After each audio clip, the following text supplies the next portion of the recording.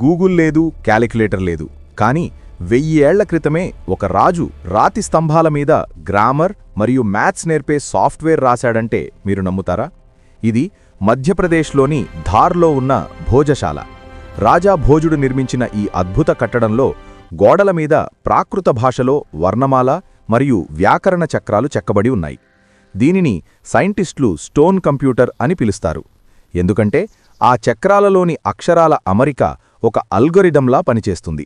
మీరు ఒక అక్షరాన్ని బట్టి పదాలను ఎలా ఫామ్ చేయాలో ఆ రాతి చక్రం చూసి నేర్చుకోవచ్చు. ఆధునిక డేటా సైన్స్ మరియు కోడింగ్ లాజిక్ 11వ శతాబ్దంలోనే మన భారతీయుల తెలివితేటలు ఏ స్థాయిలో ఉన్నాయో అర్థం చేసుకోండి. గమనిక, వీడియోలోని కొన్ని దృశ్యాలు వివరణ కోసం AI ద్వారా సృష్టించబడినవి.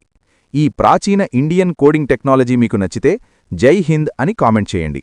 30 రోజుల ఛాలెంజ్లో రేపటి మిస్టరీ ఇంకా షాకింగ్గా ఉంటుంది. ఇప్పుడే సబ్స్క్రైబ్ చేసుకోండి.